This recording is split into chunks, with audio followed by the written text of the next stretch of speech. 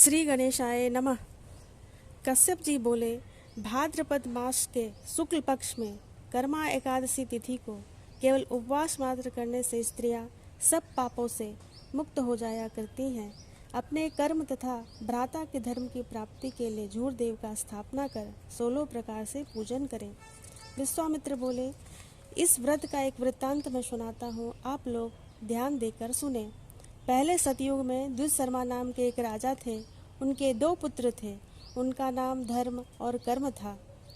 कुछ समय बीतने के बाद द्विशर्मा स्वर्ग को प्राप्त किए और कर्म धर्म दोनों भाई घर का कार्य देखने लगे।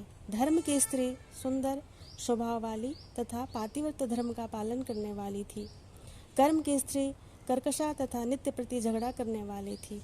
धर्म की स्त्री प्रत्येक वर्ष कर्मा एकादशी को व्रत करती थी और झूर देव का पूजन करने के बाद ऋतुफल उस रोज खाती थी। दूसरे दिन प्रातःकाल नित्य कर्म से निवृत्त होकर दही और भात गर्मी के शाक के साथ पारण करती थी। इस व्रत के प्रभाव से सभी प्रकार के विघ्न नष्ट हो जाते हैं और मृत्युलोक में सुख को भोग कर अंत में स्वर्ग की प्राप्ति होती है। कर्म की कर्कशा स्त्री कभी भी व्रत नहीं करती और सर्वदा भात बनाकर मार भात का रस खराब जगह में फेंक देती थी। इस कुकर्म से उसके कर्म गृह छोड़कर भाग गए। अनंतर राजा भी अपने कर्म को ढूंढने के लिए जंगल को प्रस्थान कर गए। रास्ते में राजा अपने एक मित्र के यहाँ कुछ समय के लिए ठहर गए, किंतु वहाँ भी उनकी विपत्ति पहुँच गई।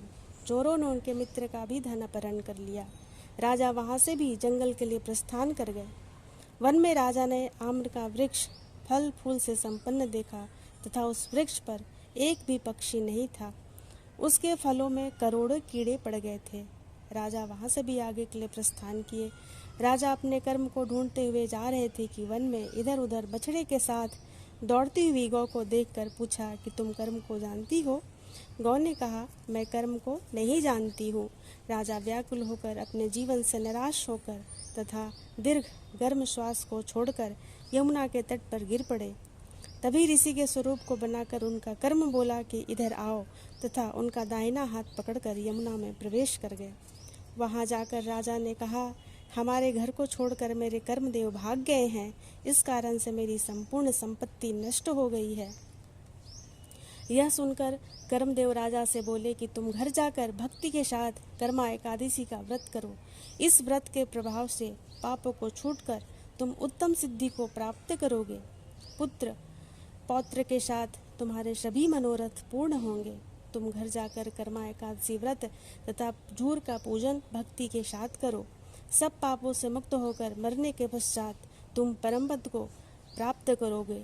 जो इस वृत्तांत का श्रवण करेगा तथा भाद्रपद मास में झूर देव का पूजन करेगा, वह इस मृत्यु लोक में सब पापों से मुक्त होकर अंत में परम गति को प्राप्त करेगा। राजा ने ऋषि से पूछा, हे प्रभु, मैंने वन में जो गाय और वृक्ष देखा, वह वृक्ष कौन था और वह गाय कौन थी? ऋषि बोले, हे राजन, वह वृक्ष दूसरे जन्म का विद्वान पंडित था, किंतु शास्त्र में निपुण होकर भी विद्यार्थियों को विद्या दान नहीं करता था। इस कारण से वह वृक्ष हुआ। जो गौ और बछड़ा तूने देखा है, वह पृथ्वी है। उसने पहले किसानों के बीज को चुराया था, इसी कारण से उसका बछड़ा उसका दूध नहीं पीता था। यह कहकर कर्मदेव अंतर्ध्यान हो गए। राजा ने भी घर आकर कर्मा एकादशी का व्रत करना प्रारंभ किया। कर्म मृत्युलोक में सुख भोग कर अंत में परम गति को प्राप्त किए।